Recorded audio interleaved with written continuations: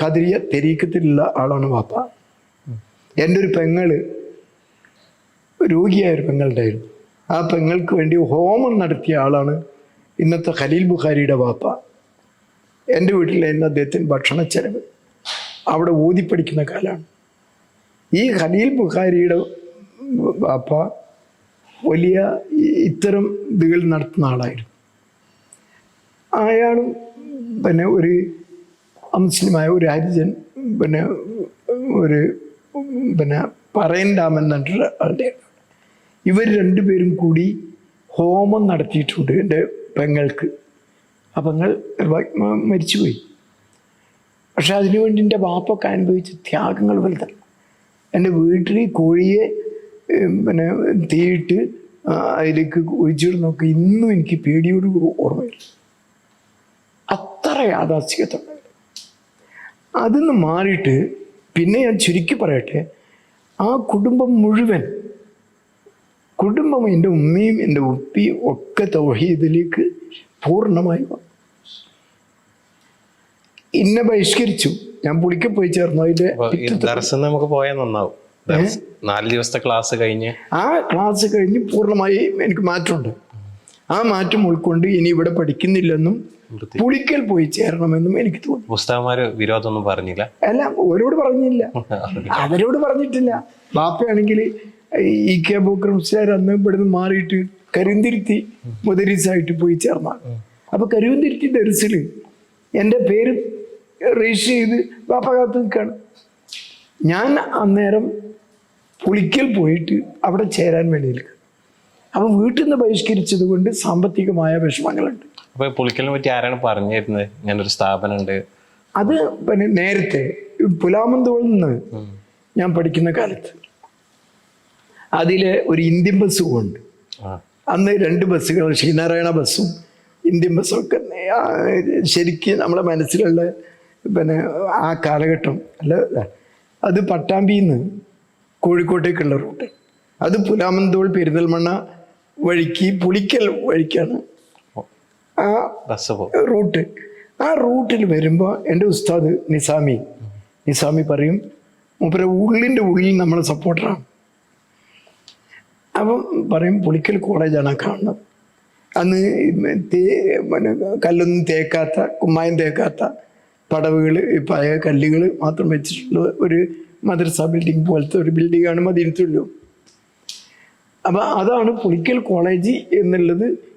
അന്ന് എന്നെ ഇതൊക്കെ കോരി നിൽക്കുന്നത് ഈ ഒരു സന്ദർഭത്തിൽ എനിക്ക് എവിടെയെങ്കിലും മാറി പഠിക്കണം എന്ന് തോന്നുമ്പോൾ ആദ്യമായിട്ട് ഓർമ്മ വരുന്നത് പുളിക്കൽ കോളേജ്. നമ്മളടുത്തുവാണല്ലോ, അധികം ഇല്ലല്ലോ. അങ്ങനെയാണ് പുളിക്കൽക്ക് ഞാൻ പോകുന്നതും ബാപ്പ അതറിയുന്നതും ബഹിഷ്കരിക്കുന്നതും ഏട്ടന്മാരൊക്കെ ഒഴിവാക്കുന്നതും. ഞാനതിന് വെല്ലുവിളിച്ച് ഞാൻ പുളിക്കൽ ചേരാൻ പോകുന്നു. ആ പുളിക്കൽ ചേരാൻ പോകുന്ന അതും ഒരു എനിക്ക് മറക്കാൻ കഴിയാത്ത അനുഭവങ്ങളാണ്. സാമാന്യം ഭേദപ്പെട്ട കുടുംബത്തിലാണ് ഞാൻ. സാമ്പത്തിക വിഷമങ്ങളൊന്നുമില്ല. പക്ഷേ വീട്ടിൽ നിന്ന് ബഹിഷ്കൃതനായപ്പോൾ അവിടെ കൊടുക്കാനുള്ള ഫീസ് കൊടുക്കാൻ ഞാൻ ആശക്തനാണ്. അന്ന് ഫീസ് വെച്ചാൽ 5 രൂപയാണ്. 5 രൂപ ഇന്നത്തെ 5000-ന് സമായിരിക്കുന്ന എനിക്ക് തോന്നുന്നത്. അത്രയും കൊല്ലങ്ങൾക്ക് മുമ്പല്ലേ, 58-ലാണ്, 1958-ലാണ്. അപ്പം ആ സമയം ഞാൻ ഫീസ് MCC ആണെങ്കിൽ ഒരു സ്ഥാപന മേധാവി എന്നുള്ള നിലക്ക് ഫീസ് ഇല്ലാതെ ചേർക്കാൻ പറ്റില്ല എന്ന്. അതിന് എനിക്കൊരു ചെറിയ അബദ്ധം പറ്റി. ഞാൻ ശുപാർശക്ക് കൊണ്ടുവരുന്ന ഒരാളുണ്ട്. നേരത്തെ ഞങ്ങൾ ചാരിയം സ്കൂളിലൊരു അറബി അധ്യാപകൻ, നരിക്കുത്ത് മുഹമ്മദ് മൗലവിൻ്റെ മകൻ കുഞ്ഞഹമ്മദ് മൗലവി, അദ്ദേഹം ഞങ്ങളെ അവിടുന്ന് കല്യാണം കഴിച്ച ആളാണ്. മൂപ്പരായിട്ട് നേരി ബന്ധമുണ്ട്. അത് മൂപ്പരെ ശുപാർശ ചെയ്യാൻ വേണ്ടിയിട്ട് ഞാൻ MCCൻ്റെ അടുത്ത് ശുപാർശ ചെയ്യാൻ വേണ്ടി മൂപ്പരെ കൂട്ടിക്കൊണ്ടുപോയി. അതൊരു വിപരീത ഫലം ഉണ്ടായി. കാരണം MCCനോട് പരിചയപ്പെടുത്തിയപ്പോൾ MCC ചോദിച്ചു, ഇവന് 5 രൂപ ഫീസ് പറഞ്ഞിട്ട് ഇതും എനിക്ക് തരാൻ പറ്റില്ല എന്നാണ് പറയണത്. അപ്പം മൂപ്പരെന്ത് പറഞ്ഞു, ഓനക്ക് 5ഉം കഴിയും 10ഉം കഴിയും, അതിലൊന്നും ഒരു പ്രശ്നം ഉണ്ടാവില്ല, നിങ്ങളിവിടെ അഡ്മിഷൻ കൊടുത്താൽ മതിയാ. അപ്പം എനിക്ക് MCC ആദ്യമായിട്ട് അന്നാണ് കാണുന്നത്. ആകെ MCC അന്ന് ആദ്യമായിട്ട് കാണാൻ കാരണം അത് രണ്ട് ലോകമല്ലേ. MCC അല്ലെങ്കിൽ ഒരു വാചാലന പ്രാസംഗികനല്ല, ബുദ്ധിജീവിയാണ്. മൂപ്പരാണ് ഇതെല്ലാം നിയന്ത്രിക്കുന്നത്. എല്ലാ ഇപ്പോൾ പൂനൂർവാദ വിഭാഗത്തിൻ്റെ ഇതുകൾ എഴുതുന്നത് മറ്റു കാര്യങ്ങളിൽ അതിൻ്റെ ഒക്കെ നേതൃത്വം വഹിക്കുന്ന മൂപ്പര, പ്രാസംഗികനല്ല. അതുകൊണ്ട് പൊതുസമൂഹം അറിയില്ല. കണ്ടാലാണെങ്കിലോ ഒരു സാധാരണ മനുഷ്യൻ മുട്ടുവരെയുള്ള ഒരു ഇത്, ഒരു തടി, തലപ്പാവ്, ഒരു നാടൻ ആയിട്ടാണ് തോന്നുന്നത്. അദ്ദേഹത്തിൻ്റെ ഉൾക്കാൻ അറിയില്ല. അപ്പം ഞാനത് ശുപാർശ ചെയ്യാൻ പോയപ്പോൾ കുഞ്ഞാൻ മൗലിനെ സംബന്ധിച്ച് ഇന്നറിയാലോ, ഇന്ന ആളെ മോനാണ്, ഇന്ന കുടുംബത്തിൽ നിന്ന്. അപ്പം ഇത് 5 റുപ്യേൻ്റെ പ്രശ്നമില്ല. അത് വിപരീത ഫലം ഉണ്ടാക്കി. അപ്പം ഞാൻ കരുതി കൂട്ടി ഫീസ് കൊടുക്കാതിരിക്കുകയാണ്. അങ്ങനെ ഞാൻ തിരിച്ചു പോരുകയാണ്. ഈ തിരിച്ച് പോരാൻ വേണ്ടി ബസ് കാത്തു നിൽക്കുക. ആ സമയത്ത് താനാളൂരിലെ ഒരു കുഞ്ഞായ്മൂരിയുണ്ട്, ഇപ്പം അടുത്ത് മരിച്ചു. അദ്ദേഹം അവിടുത്തെ അധ്യാപകരെ കൊടുത്തപ്പെട്ട ഒരാളാണ്. അദ്ദേഹം സാധാരണ അവിടെ ഇറങ്ങി വരുമ്പോഴും ഞാൻ റോട്ടുമേലിൽ നിൽക്കുന്നുണ്ട്, ബസ് കാത്ത് നിൽക്കുക. അപ്പം എൻ്റെ ഭാവവും ഇതൊക്കെ കണ്ടപ്പോൾ മുമ്പ് തോന്നിയതാകും. എന്നെ വിളിച്ചു, എന്താ എവിടുന്ന എന്താണ്. അപ്പം ഞാൻ സംഭവങ്ങളൊക്കെ പറഞ്ഞു. ആ മുമ്പ് പറഞ്ഞു, നീ പോവല്ല, തിരക്കിട്ട് പോകണ്ട, അവിടെ നിൽക്കുന്ന. പോയി മുമ്പ് 1 അരമണിക്കൂർ കഴിഞ്ഞിട്ട് തിരിച്ചു വന്നു. മാസം 1 ഉറുപ്പ്യ എനിക്ക് തരാൻ കഴിയുമോ ചോദിച്ചു. മാസം അത് തരാറ്. എന്നാൽ MCCൻ്റെ അടുത്തേക്ക് ഞാൻ വരാം എന്ന് പറഞ്ഞ് പോയി. MCCൻ്റെ അവിടുത്തെ എന്നിട്ട് ഇവന് ഫീസ് തരാനൊക്കെ കഴിയും, പക്ഷെ ഓല് ബഹിഷ്കരിച്ചതാണ്. അതുകൊണ്ടാണ് ആകുന്നത്. ഞങ്ങൾ 4 ആൾ കൂടിയിട്ട് ഓരോ ഉറുപ്പ്യ എടുക്കാനും അവന് 1 ഉറുപ്പ്യ എടുക്കാനും അങ്ങനെ 5 ഉറുപ്പ്യ ഫീസ് തരാൻ ഞങ്ങളൊരു ധാരണയായിട്ടുണ്ട്. അൽഹംദുലില്ലാ എനിക്ക് ഭയങ്കര സന്തോഷം. അത് പിന്നെ ഒന്ന് മൗലവിനെ, മറ്റൊന്ന് അഹമ്മദ് അലി മദനി, നമ്മളെ അലി അബ്ദുറസാഖ് മദനിൻ്റെ ജ്യേഷ്ഠൻ, അവിടെ അധ്യാപകനാണ്. ഒന്ന് KK മുഹമ്മദ് മദനി, ഒരു വലിയ എഴുത്തുകാരനുണ്ട്. അദ്ദേഹത്തെ ഞാൻ ഈ സന്ദർഭത്തിൽ ഓർമ്മപ്പെടുത്തുകയാണ്. 100-ലധികം ഗ്രന്ഥങ്ങൾ രചിച്ച ഒരു മഹാപണ്ഡിതൻ. അന്നത്തെ ചന്ദ്രികയിലും മറ്റുള്ളതിലും ഒക്കെ ലേഖനങ്ങൾ എഴുതിയിരുന്ന KK മുഹമ്മദ് മദനി എന്ന ആൾ ചരിത്രത്തിൽ നിന്ന് അറിയപ്പെടാതെ പോവുകയാണ്.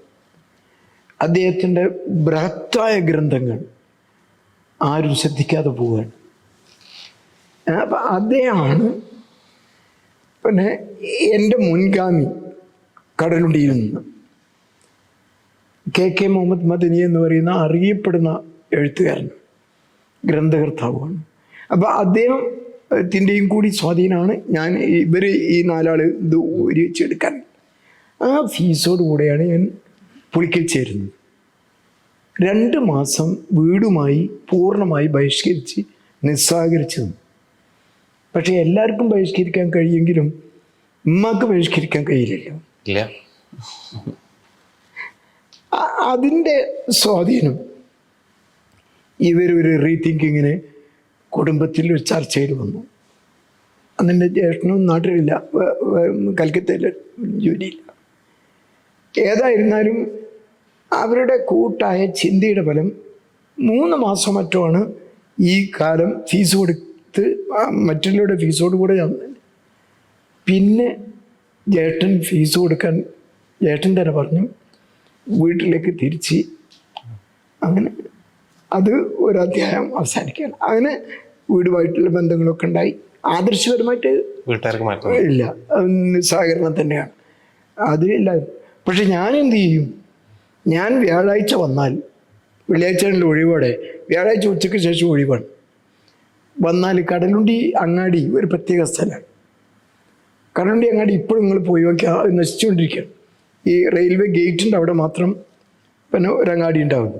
നേരത്തെ ഈ 2 ജില്ലകളിൽ നിന്ന് വരുന്ന ഈ ഇത്തിളുണ്ടല്ലോ, ഇത്തിള് പുഴയിൽ നിന്ന് കിട്ടുന്ന, അത് കയറ്റുമതി നടത്തുന്ന വലിയൊരു സ്റ്റേഷനായിരുന്നു അന്ന്. ഒരുപാട് വാഗനുകൾ നിർത്തി അവിടെ ധാരാളം തൊഴിലാളികളുള്ള ഒരു ചതുരത്തിലുള്ള വാഹനഗതാഗതം ഇല്ലല്ലോ, തോണി മാത്രമല്ലേ ഉള്ളൂ. പൊന്നാനി മഞ്ചിയും ഇതൊക്കെ വരുന്നത്. കോഴിക്കോട് നിന്നൊക്കെ ചരക്ക് ഈ കനോലി കൂടെ പോകുന്നതാണ് തോട്ടിലൂടെ. അപ്പോൾ അങ്ങനത്തെ ആ അങ്ങാടിയിൽ ഒന്നായിട്ട് നേരം പുലർന്നാൽ സജീവമാണ് തൊഴിലാളികളും അതിലെ ആളുകളൊക്കെ. അതിൽ നമ്മൾ സാധാരണ ഈ പലചരക്ക് പീടികൻ്റെ കൊലായി വീതിയുള്ള കൊലായികളാണ്. അതിൽ ഒരു ഉപ്പുമരി ഉണ്ടാവും. ഉപ്പിൻ്റെ വലിയൊരു പിന്നെ ഉപ്പ് സ്റ്റോക്ക് ചെയ്യണ പിന്നെ പെട്ടി ഉണ്ടാവും. അത് മിക്കവാറും പലചരക്ക് കടൻ്റെ മുന്നിൽ ഉണ്ടാവും. അതാണ് ഞങ്ങളുടെ ആസ്ഥാനം. ഈ സൊറ വൈകുന്നേരം വന്നാൽ പുളിക്കൽ ചേർന്നതിന് ശേഷം പിന്നെ ഞാൻ വ്യാഴാഴ്ച വൈകുന്നേരം വരും. ആ ഉപ്പുമരി പ്രധാനമാണ്. അത് കാരണന്മാരൊക്കെ കേൾക്കും, വലിയവരും ചെറിയവരും ഒക്കെ കേൾക്കും. അവിടെ വെച്ചാണ് ഞങ്ങൾ സംഭാഷണം.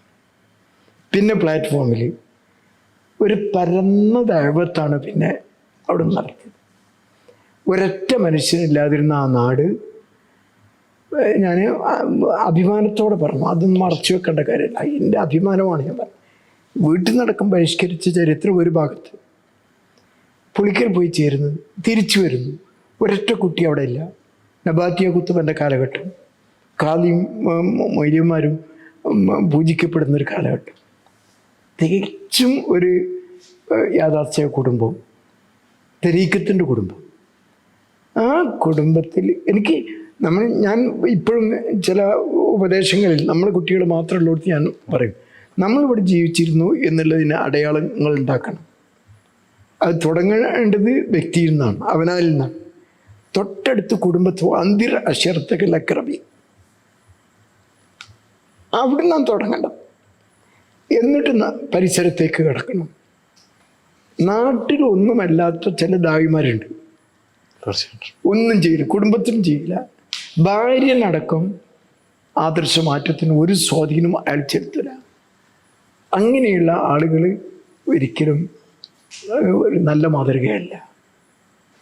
അപ്പം അത് ഉമർ അഹ്ലക്ക, ഉമർ അന്തിർ അഷീറത്തക്ക എന്നൊക്കെ ഖുർആൻ പറയുന്നത് അത് നേരെ ചൊവ്വ പ്രവാചകൻ കാണിച്ചു കൊടുത്തു. അത് നമ്മൾ ദൈവത്തിന് ഇതിലും സ്വീകരിക്കേണ്ട ഒരു കാര്യമാണ്. ഫലമുണ്ടാവട്ടെ ഉണ്ടാവാതിരിക്കട്ടെ, അത് വേറെ പ്രശ്നം. ഇതിപ്പോൾ അബൂ താലിബിൻ്റെ ചെറിയ നമുക്കറിയാം, അതൊന്നും ഒരു പ്രശ്നമല്ല. പക്ഷെ നമ്മൾ ബാധ്യത നിർവഹിക്കണം. അപ്പോൾ എനിക്ക് നിങ്ങൾ എന്ത് ന്യായീകഴ്ത്തി പറഞ്ഞാലും, എന്ത് കുറ്റങ്ങൾ എനിക്ക് പറഞ്ഞാലും, ഞാൻ മികവോടുകൂടെ കാണുന്നത് എൻ്റെ വിശ്വാസരംഗത്തുള്ള മാറ്റം. അമലില്ല, ഏറ്റക്കുറച്ചിൽ പലരുണ്ടാവും. ദാർഢ്യതയുള്ള തൗഹീദ്, അതാണ് മുജാഹിദ് പ്രസ്ഥാനത്തിൻ്റെ വ്യതിരിക്തത. അതാണ് ചില മനസ്സിലാക്കുന്ന അങ്ങനല്ല. ആ മനസ്സിലാക്കാത്ത ആളുകളാണ് ഇന്ന് വിസ്ഡത്തിലൊക്കെ പോകുന്നത്.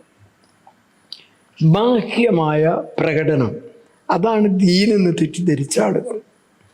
ജനങ്ങളെ വഞ്ചിച്ച് വേഷവിധാനങ്ങൾ, അതുപോലെ അവരുടെ കൃത്രിമമായ ഭാവാദികൾ, ഇതൊക്കെ മതം പൗരോഹിത്യം ഉണ്ടാക്കി തീർത്താണ്. ആ മതത്തെയാണ് ഇപ്പം നമ്മളിവിടെ നേരിടുന്നത്. യഥാർത്ഥത്തിൽ അവിടെ നല്ല നേരിടേണ്ടത്. അത് മാറ്റാൻ പറയേണ്ട ആവശ്യമില്ല. തൗഹീദ് ശരിയായാൽ ബാക്കി എല്ലാം ശരിയാവും. അതിന് ഇനി കുറച്ച് ശരിയാകാത്തതുണ്ട് നോക്കുക, അള്ളാഹ് പുറത്തു കൊടുക്കും. മൻകാല ലാ ഇലാഹ ഇല്ലല്ലാഹ് ദഖൽ ജന്ന. അതിൻ്റെ വ്യാഖ്യാനം നമ്മൾ നോക്കിയാൽ ആരും നമുക്ക് കുറ്റം പറയാൻ തോന്നില്ല. ഒരു മുവഹിദായ ഒരു മനുഷ്യന് അവരുടെ സംസ്കരണം വേണം, ശരിയാണ്, തസ്കിയത്ത് നടത്തണം, മറ്റു കാര്യങ്ങളൊക്കെ ആണ്. പക്ഷെ അതൊക്കെ ക്രമമനുസരിച്ച് പാടുള്ളൂ. ആദ്യം തന്നെ അതിൽ വന്നിട്ട് അവസാനം അവന് ശരിയായിക്കോളും എന്ന് പറഞ്ഞ കാര്യമല്ല തൗഹീദ്.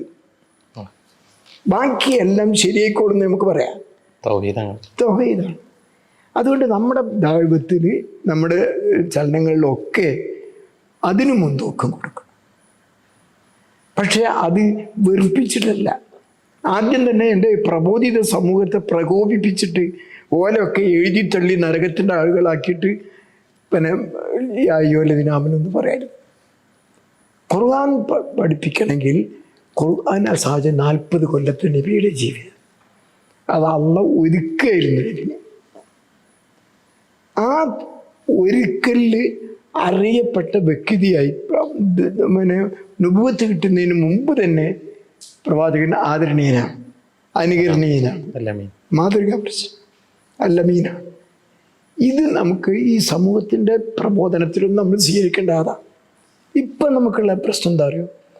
ഞാൻ ആദ്യം സങ്കല്പിക്കാൻ ഞാൻ വലിയൊരാളാണ്, ഞാൻ തികഞ്ഞവരാണ്, എന്നിട്ട് മറ്റവരെ മുഴുവൻ അതിന് താഴെയായിട്ടിടാൻ വിമർശനത്തിൽ നിന്നാണ് ദൈവത്തെ ആരംഭിക്കുന്നത്. സമർത്ഥനമാണ് വേണ്ടത്, വിമർശനമല്ല. വിമർശനം ആളുകൾ അകറ്റുകയാണ് ചെയ്യുക. നേരെ മറിച്ച് തെളിവുകളുടെ അടിസ്ഥാനത്തിൽ സമർത്ഥനമാണ്. ആ തിരിച്ചറിവ് വളരെ വേഗത്തിലുണ്ട്. അതൊക്കെ നമുക്ക് ഒരുപാട് ഉദാഹരണങ്ങൾ വിഷയാധിഷ്ഠിതമായി സംസാരിക്കുമ്പോൾ നമുക്ക് പറയാം. പക്ഷേ എൻ്റെ ജീവിതത്തിൽ ഞാൻ സ്വയം സ്വീകരിച്ച എങ്ങനെ ഉണ്ടായതെന്ന് എനിക്കറിഞ്ഞുകൂടാ. അത് അള്ളാഹുവിൻ്റെ തൗഫീഖാണ്. ഇങ്ങനെ പ്രതികൂല സാഹചര്യത്തിൽ വളർന്ന ഒരു നാട്, കുടുംബം, ആ നിനക്കുള്ള അന്തരീക്ഷം, ജീവിതത്തിൽ അങ്ങനെ വിഷമങ്ങളൊന്നും ഇല്ലാത്ത ഒരു ജീവിതം, അവിടെ നിന്ന് ഇങ്ങനെയുള്ള ഒരു തിരിച്ചറിവും വഴിത്തിരിവും എങ്ങനെ ഉണ്ടായി? അത് തൗഫീഖാണ്. അതാണ് നമ്മൾ സമൂഹത്തെ ബോധവൽക്കരിക്കേണ്ടത്. നാട്ടുകാരുടെ ഒരു പ്രതികരണം എന്താണ്? നാട്ടിൽ വമ്പിച്ച പ്രതികരണം. ചുരുങ്ങിയ കാലം കൊണ്ട് ആ മഹല്ലൊന്നായി വോട്ടെടുപ്പിലൂടെ ഞങ്ങൾ ആ മഹല്ല തീരുമാക്കി. നിങ്ങൾക്ക് നോക്കിയാൽ കേരളത്തിൽ KC അബൂബക്കർ മൗലവി പറഞ്ഞത് ഇബ്ലീസ് തോറ്റ ഒരു മഹല്ലാണ് കടലുണ്ടി എന്നാണ്. മൂപ്പർ അവിടുത്തെ ഖത്തീബിന് പിന്നീട് കാലത്ത് മൂപ്പർ പറഞ്ഞ് ഇബ്ലീസ് തോറ്റ ഒരു മഹല്ലാണ്, ഞാൻ ഇതിനെ വിശേഷിപ്പിക്കുന്ന അങ്ങനെയാണ്. അപ്പോൾ വീട്ടുകാരെങ്ങനെ ഒരു മാറ്റം ഉണ്ടായി? ഉമ്മയും വമ്പിച്ച മാറ്റങ്ങൾ. ശരിക്ക് ഞാൻ സ്ഥിരമായിട്ട് വീട്ടിൽ ഇപ്പം ഇഷാമാരിപ്പിൻ്റെ ഇടയിൽ ഞങ്ങളൊരു പെടാപ്പറുണ്ട് അന്നത്തെ വീട്ടിൽ. അല്ല, അവിടെ ഉമ്മ അന്നും ബക്കുതയാണ്. മാരിവിസ്കാരം കഴിഞ്ഞിട്ട് പിന്നെ നഫീസുത്തുമാല, ബദറുമാല, കിസപ്പാട്ട്, ഇതൊക്കെ ഞങ്ങൾ ചുറ്റുഭാഗത്തിരുന്ന് കേൾക്കും. അങ്ങനെയുള്ള ഒരു അന്തരീക്ഷമാണ് അവിടെ. ആ സംസാരത്തിൽ എൻ്റെ ഊഴം വന്നു. ഞാൻ ഈ മാറ്റം വന്നില്ലേ, അത് ഞാൻ അവിടെ നിന്നാണ് എൻ്റെ അകത്ത് പെടാപ്പുറത്തുനിന്നാണ്. അങ്ങാടി ചെന്നാൽ അവിടെ ഉപ്പും വരിമലാണ്. അവരിൽ ഒരാളായിട്ടാണ് ദൈവത്ത്. അല്ലാതെ ഞാനൊരു മൊയ്യരൂട്ടിയും മറ്റൊരിത് കേൾക്കേണ്ട ആളുകളും അല്ല. അങ്ങനെ കൂട്ടുകാരിൽ വളരെ ചുരുങ്ങിയ കാലം കൊണ്ട് ആ നാട് മാറ്റമുണ്ടായി. മാറ്റം ഉണ്ടായിന്ന് മാത്രമല്ല, മാറ്റം ഉണ്ടായപ്പോഴേക്കും നമ്മൾ അഹങ്കാരം കാണിച്ചില്ല. വേറെ പള്ളി ഉണ്ടാക്കി 4 ആൾ പോയിട്ട് കാലാകാലം ആ പള്ളിയിൽ കൂടുക, മറ്റവർക്ക് ദൈവത്തില്ലാത്ത സന്ദർഭം സൃഷ്ടിച്ചില്ല. ഞാനെന്താ നമ്മൾ ചെയ്തത്? അവിടെ തന്നെ കൂടി, ആ പള്ളിയിൽ തന്നെ, ഓരോ കൂടെ തന്നെ. എന്നിട്ട് നമുക്ക് അവിടെ അവകാശം ഉണ്ടല്ലോ, നമ്മളവിടുത്തെ ആളുകളില്ലേ, ആ ദൈവത്താണ്. അതിൽ അള്ളാഹ് നമുക്ക് സഹായിച്ചു. കാരണം വമ്പിച്ച മാറ്റം, പരിവർത്തനം യുവാക്കളിലുണ്ടായി. അതിൽ ഞാൻ ചാരിയ ഹൈസ്കൂളിൽ അധ്യാപകനായിരുന്നല്ലോ. അപ്പോൾ ഈ അധ്യാപക വിദ്യാർത്ഥി ബന്ധം വലിയ സ്വാധീനമല്ലേ. എൻ്റെ ക്ലാസ്സിൽ അവരെന്തെങ്കിലും പഠിക്കാതെ വന്നാൽ പിന്നെ ഒരു ഉപയോഗിക്കൽ ഇതുമൽക്ക് കൊളുത്തിയിടാൻ ശ്രമിക്കും. എന്തെങ്കിലും ചോദ്യം, അത് ഈ കരുവന്തിരിക്ക് ഭാഗത്തുള്ള കുട്ടികളൊക്കെ ഭയങ്കര ഖുറാഫാത്തിൻ്റെ കുട്ടികൾ. അപ്പോൾ ഓല് മൊയ്യന്മാർ എഴുതി കൊടുത്തിട്ട് ചോദ്യങ്ങളേറ്റാ വരിക. അതിൻ്റെ ക്ലാസ്സിൽ കഴിഞ്ഞ് തന്നാൽ പിന്നെ അന്നത്തെ പദ്യം ചെല്ലാൻ പറയില്ല, തമ്പീന് പൂർത്തിയാക്കുക, ഒന്നും ഞാൻ ചോദിക്കില്ല. ബെല്ലടിക്കണേ വരെ പിന്നെ ഇതായിരിക്കും. അങ്ങനെ എനിക്ക് വലിയ വിദ്യാർത്ഥി സമ്പത്തുണ്ട്, വലിയ ആ ചുറ്റുഭാഗത്തുള്ള. കാരണം അവിടെ 10-30 കൊല്ലം ഹൈസ്കൂളിൽ അധ്യാപകനായി നിന്ന് ഇപ്പം പിന്നെ ഉള്ള തലമുറ, ഇപ്പം ജീവിച്ചിരിക്കുന്നവർ എൻ്റെ വിദ്യാർത്ഥികളോ വിദ്യാർത്ഥികളുടെ മക്കളോ. ആ 30 കൊല്ലത്തെ സർവീസിൽ പിന്നെ അവിടെ നാട്ടിൽ ശിഷ്യന്മാരല്ലാത്തവരുടെ ഇല്ലപ്പം ആ ഒരു ഇത് കിട്ടി. അത് ഫലമായിട്ട് ഇപ്പം എന്തുണ്ടായോ, കടലുണ്ടി പ്രദേശത്ത് ഒരൊറ്റ പള്ളി നമ്മളുണ്ടായിരുന്നില്ല. ഇന്ന് നമ്മുടെ ദൈവത്തിൻ്റെ ഫലമായി ചെറുപ്പക്കാരും എല്ലാവരും പ്രവർത്തിച്ചതിൻ്റെ ഫലമായിട്ട് ഇന്ന് 24 പള്ളികൾ. കടലുണ്ടി, വള്ളിക്കുന്ന്, അത്താണിക്കൽ, അവിടുന്ന് ഈ പ്രദേശത്ത് ചേരാമ്പ്ര, അതിൻ്റെ പരിസര പ്രദേശത്തും കൂടി ഇപ്പോഴും ഒരു പള്ളിക്ക് ആരാധന നടത്തിയിട്ടാണ് ഞങ്ങൾ വരുന്നത്. ഇല്ലാത്തൊരു സ്ഥലത്ത് വളരെ വലിയ മാറ്റങ്ങളുണ്ട്. ഞങ്ങളെ നാട് പിന്നെ അവസാനം അത് വേറൊരു അധ്യായമാണ്. നമുക്ക് മദീനത്തുൽ തന്നെ ആ മദീനത്തുൽ തിരിച്ചു പോകുന്നതിന് മുമ്പ് ഇവിടെ ഇങ്ങനെ ഭൂരിപക്ഷം നേടി ഒരു ജനറൽ ബോഡിയിൽ ഭൂരിപക്ഷം നേടി, അത് ഒരിക്കലും നമ്മളെ കഴിവില്ല, അള്ളാൻ്റെ ഞങ്ങൾക്കറിയില്ല. ഈ ബുഖാരി തങ്ങളെ വാപ്പ, അയാളുടെ ഉപ്പാപ്പൻ്റെ ഖബറുണ്ട് അവിടെ ജാറമ, അവിടുന്ന് ദ്വാരുന്നിട്ടാണ് ഈ പ്രമേയം അവതരിപ്പിക്കാൻ പോണത് നമ്മൾക്കെതിരിലുള്ള. ഞങ്ങൾ പള്ളിയിൽ ചരൂര് ഒരുമിച്ച് കൂട്ടി അവിടുന്ന് ദ്വാരുന്നിട്ടാണ് പോകുന്നത്. വല്ലാത്ത സംഭവമായിരുന്നു. ഞങ്ങൾ പോയി. ഞങ്ങൾ അന്നത്തെ കണക്ക് കൂട്ടലിൽ 50-ൽ താഴെ വോട്ടിന് ഞങ്ങൾ തോൽക്കും. പൂർണ്ണമായിട്ട് ഒരു സംശയമില്ലാത്ത കാര്യമാണ്. പക്ഷേ അദ്ദേഹം പ്രമേയം അവതരിപ്പിച്ച് പ്രസംഗിച്ചു. അതിന് മറുപടിയായി എൻ്റെ പ്രമേയം വന്നു, ഞാനതിന് പ്രസംഗിച്ചു. കഴിഞ്ഞ് തുറന്ന വോട്ടെടുപ്പാണ്. ആ വോട്ടെടുപ്പിന് 50-ലധികം വോട്ടിന് ഞങ്ങൾ തോൽക്കുമെന്ന് വിചാരിച്ചിരുന്ന ആളുകൾ 38 വോട്ട്, 40 വോട്ടിന് ഞങ്ങൾ ജയിച്ചു.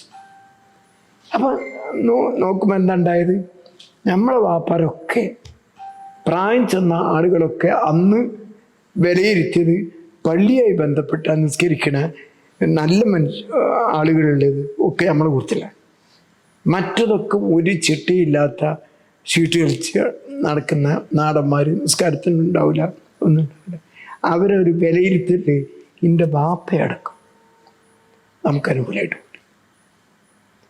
ആ ജയിച്ചപ്പോൾ ഞാൻ അവിടുന്ന് പറഞ്ഞു, പെട്ടെന്ന് മാറ്റുകയില്ല, നമ്മുടെ നാട്ടിൻ്റെ സ്വഭാവവും ഇതൊക്കെ മനസ്സിലാക്കി എല്ലാവരും യോജിച്ചു കൊണ്ടുള്ള ഒരു ഇതുണ്ടാവുന്നത് അത് നീട്ടിവെച്ചു.